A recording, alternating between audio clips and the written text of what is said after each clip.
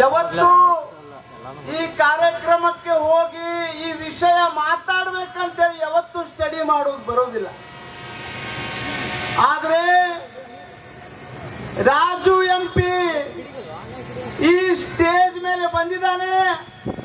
ಇವತ್ತು ನಮ್ಮ ಅಳ್ಳಾವರ ತಾಲೂಕು ಅಳ್ಳಾವರ ಪಟ್ಟಣದ ವೇದಿಕೆ ಮೇಲೆ ಆಸೀನರಾದಂತ ಧಾರವಾಡ ಜಿಲ್ಲೆಯ ಬಿಜೆಪಿ ಅಧ್ಯಕ್ಷರಾಗಿರ್ಲಿ, ಉಪಾಧ್ಯಕ್ಷರಾಗಿರ್ಲಿ, ನಮ್ಮ ಅಳ್ಳಾವರದ ಉಪಾಧ್ಯಕ್ಷ ಆಗಿರ್ಲಿ, ಅಧ್ಯಕ್ಷರಾಗಿರ್ಲಿ, ಅದೇ ರೀತಿ ನಮ್ಮ ಮೋರೆ ಸರ್ ಅವರಾಗಿರ್ಲಿ, ನಮ್ಮ ಸಂದೀಪ್ ಪಾಟೀಲ್ ಸರ್ ಅವರಾಗಿರ್ಲಿ, ಈ ವೇದಿಕೆ ಮೇಲೆ ಆಸೀನರಾದಂತ ಎಲ್ಲರಿಗೂ ನನ್ನ ಪರವಾಗಿ ಅನಂತ ಕೋಟಿ ನಮನಗಳನ್ನು ಸಲ್ಲಿಸಲಿಕ್ಕೆ ನಾನು ಬಯಸ್ತಾ ಇದ್ದೀನಿ.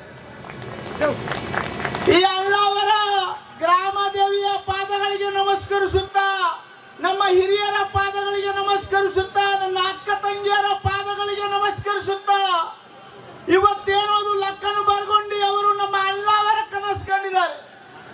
ಇವತ್ತು ಅಳ್ಳಾವರ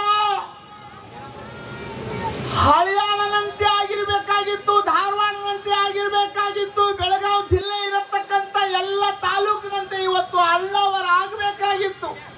ಇವತ್ತು ಅಳ್ಳಾವರ ಸ್ಥಿತಿಯಲ್ಲಿ ಇಲ್ಲನ್ನ. ಒಂದು ಕಾರ್ಯಕ್ರಮವನ್ನ ಮಾಡೋಣ.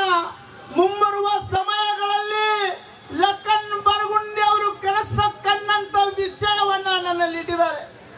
ಒಳ್ಳೆ ಹಾಸ್ಪಿಟಲ್ ಆಗಲಿ ಅನ್ನೋ ಅಳ್ಳಾವರದಲ್ಲಿ, ಒಳ್ಳೆ ಡಿವೈಸ್ ಹಾಸ್ಟೆಲ್ ಆಗಲಿ ಅನ್ನೋ ಅಳ್ಳಾವರದಲ್ಲಿ, ಸ್ವಿಮ್ಮಿಂಗ್ ಪೂಲ್ ಆಗಲಿ, ಬ್ಯಾಡ್ಮಿಂಟನ್ ಆಗಲಿ, ಟೆನಿಸ್ ಆಗಲಿ, ಕುಸ್ತಿನಂತ ಅಖಾಡೆಯಲ್ಲಿ ಆಗಲಿ ಅನ್ನೋ ಮುಂಬರುವ ಸಮಯಗಳಲ್ಲಿ ಹಳಿಯಾಳಿನ ಯುವ ಪೀಳಿಗೆ, ಬೆಳಗಾವಿನ ಯುವ ಪೀಳಿಗೆ, ಧಾರವಾಡ ಯುವ ಪೀಳಿಗೆ ಯಾವ ರೀತಿ ರಾಜ್ಯದಲ್ಲಿ ಹೋಗಿ ಯಾವ ರೀತಿ ಧ್ವಜವನ್ನ ಹಾರಿಸಿ ಹೆಸರು ಗಳಿಸ್ತಾ ಇದ್ದಾರೋ ಅಂತ ಒಂದು ಸ್ಥಿತಿ ಅಳ್ಳಾವರ್ಗೆ ತಂದು ಕೊಡೋಣ.